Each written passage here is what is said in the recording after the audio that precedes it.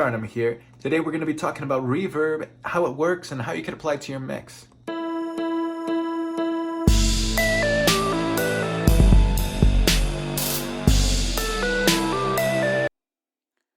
Holding so tight, it's you I need. Hey, Tarnim here. So yeah, I'm going to be showing you guys how to apply reverb onto specific instruments within your mix. And please be sure to like and subscribe and hit that bell so you guys can be notified when I upload the next video. Just a moment ago, I applied some reverb onto my vocals that might have sounded fine, but that was applying the reverb into the individual channel, giving it more control over the track than maybe what I've wanted to. When it comes to applying it to the snare, like I love having, that is a situation where you can apply it to the individual channel because you're not going to want any other elements of the drums to be affected by that reverb. Alright, and just letting you guys know, I'm using a stock plugin from Protools. Reverb is the name of the plugin. And I just applied it onto the snare. I soloed out the snare so we can hear exactly what this is doing.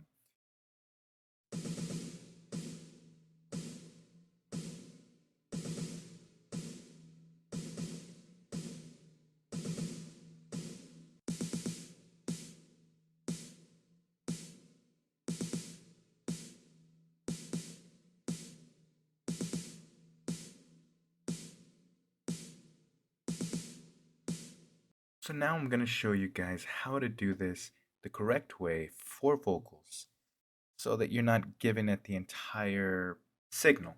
You're getting a nice blend of the dry signal and that reverb. Okay, we're going to do it here. We're going to do an auxiliary channel that we're going to make. Auxiliary has to be in stereo. Okay.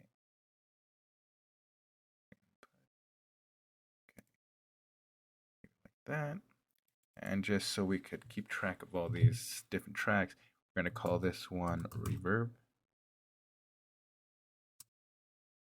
Okay. All right, and with that reverb channel made, you're just going to need to go here to send. Get this done right. Send bus, we're going to go to 1516. All right. And then right here, we're going to go to the input and we're going to put the input as bus 1516. And on that auxiliary track that we had made, we're going to go ahead and add on that reverb. Okay, and now from where we're at right here, where it's showing the send, that's showing the track here, that's right there. And what we're going to do is we're going to raise our fader up until we are happy with the reverb that we're getting. Holding so tight, it's you I need. Jumping, I will sing this all out loud. Holding so tight, it's you I need. Jumping, I will sing this all out loud. Holding so tight, it's you I need. Jumping, I will sing this all out loud. Alright, I am really digging what we got going on with this track so far. Especially with the addition of reverb, it definitely has given our track some character, and I am loving it. I totally forgot. There's one more thing that we got to do in this auxiliary track where we have the reverb. We need to apply some EQ. And this is more so that we can just make sure that that reverb is not disturbing the vocals whatsoever. Okay? All right, I'm working this EQ here.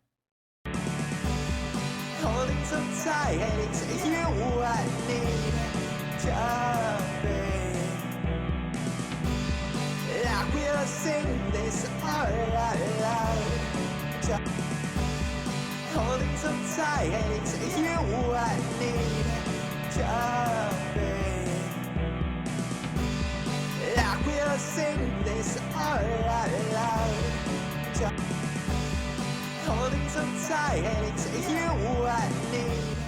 Alright, so that move that we did with adding the EQ on top of the reverb just gave us more clarity so that there's no kind of misunderstanding what is being told with the vocals.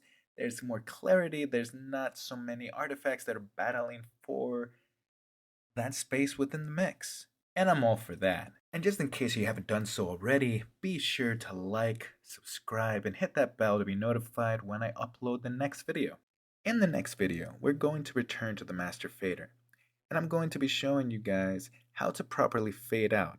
A lot of mixers do this in the mastering phase, and I'll be showing you why that is wrong. And I'm going to be showing you guys something you're going to want to see. How you can get your mixes sounding as loud as the pros. Of course, this is something that is obtainable with a professional mastering engineer, but these days, nobody's got the cash for that. So let me show you another way, so you can get your mix sounding just as loud and clear as the pros. Thank you guys so much for watching this video. Be safe and take care out there.